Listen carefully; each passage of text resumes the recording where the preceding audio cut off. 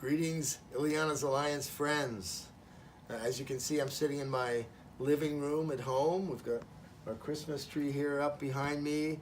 And here's a photo of 3 of my 7 grandchildren. Karen and I have 7 grandkids. All 7 are girls. And these are the 3 in Atlanta and the other 4 here in Portland. It's December 19th. And I'm starting to feel the emotions that many of us feel this time of year as we move into the Christmas season. And I think the main emotion, the most predominant emotion I feel is gratitude. 2018 had its challenges, but there were so many blessings, some of which I've already shared with you in prior videos.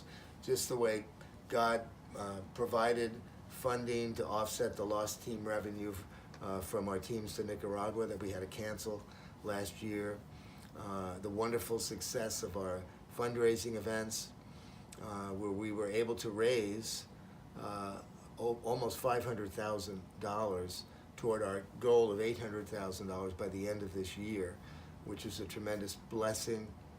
And we're still trusting God's going to put it on the hearts of people to get us to that $800,000 goal. But we're so thankful for the way God provided through these events.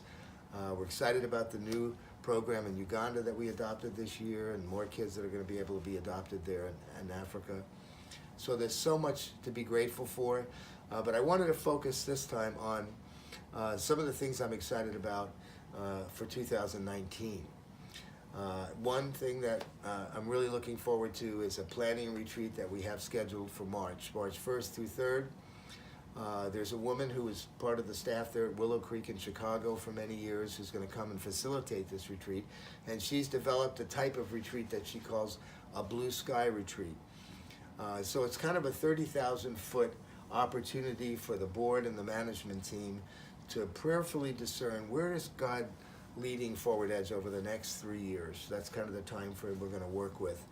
And we believe the outcome of that retreat will be all of us unified and excited about where we sense God taking us in the next 3 years. And then this blue sky retreat will be followed by a more typical retreat where we'll take some time to flesh out a plan that'll have clear objectives, measurable goals, and allow us to do what it's going to take to get us where we believe God is leading us in the next 3 years. So that's one thing I'm looking forward to and excited about. Another thing I'm excited about is an online e-course that I've been working on for several months now. And I've tentatively entitled it The Eternal Call to Meaning and Adventure. And it's going to consist of several TED Talk length videos, maybe a little bit longer than TED Talks, as well as a number of worksheets. And the whole course is designed to help people hear and respond to God's call on their lives. And it's going to be a gift to local churches. Really, our desire is to bless the local church, provide opportunities for them to activate their congregations, to turn the people in their churches from just spectators into participants in God's work. So this course is going to help people identify their spiritual gifts, their God-given passions, the life experiences God's allowed them to have that equip them to be a blessing to others, to comfort others with the comfort they themselves have received. So it's going to be a very practical course as a gift to local churches. And in line with that, we also are trusting that God's going to give us the funds through a close partner of ours, Murdoch Trust. We just met with one of their program officers yesterday, who we hope they will help us create a position that we're calling a church mobilization rep for the Northwest. So this person will help us build relationships with more churches, primarily here in the Northwest, so that we can form long-term partnerships with these churches. And we want to do it in such a way that they're not just giving to God's work through Forward Edge. We trust that they're going to want to invest in our programs in various countries and commit to a long-term engagement with these programs. But we also want to invest in them. And this online e-course that I mentioned is one way in which we're excited about doing that. And lastly, I want to share with you an emerging vision for multi-purpose community centers in locations where we have our programs for vulnerable children, starting with Haiti. Our country director and our leaders in Haiti have invited us to consider doing this in Haiti, putting in a community center. The country director is a highly respected church leader in Haiti, a former presidential candidate. He was never elected, and he's not a politician. He's really a humanitarian, but he's well known, well respected in Haiti. And as we have started moving toward what this would look like, a community center in Haiti, we've pulled together a team of people. A good friend of mine who's a 30-year veteran of work at Nike, which is based here in Portland, and also a trained architect. The man who designed the Villa in Nicaragua, also a tremendously gifted architect, and someone from the construction company that's owned by one of our board members here in Portland, an $800 million construction company. They build hotels and hospitals and schools, and so a team of people is forming to design a very innovative, cutting-edge but cost-effective facility where all of our programming that's already taking place in our locations would happen.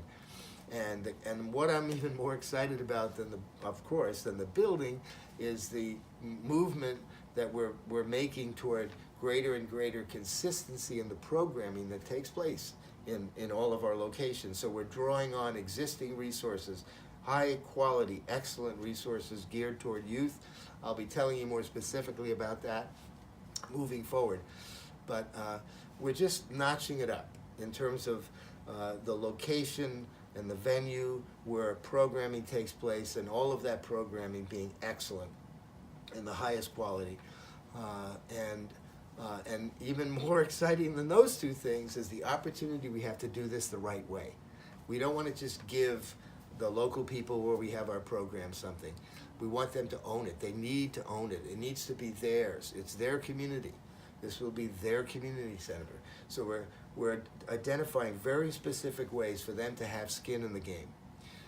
And I'll flesh that out for you at some point down the road.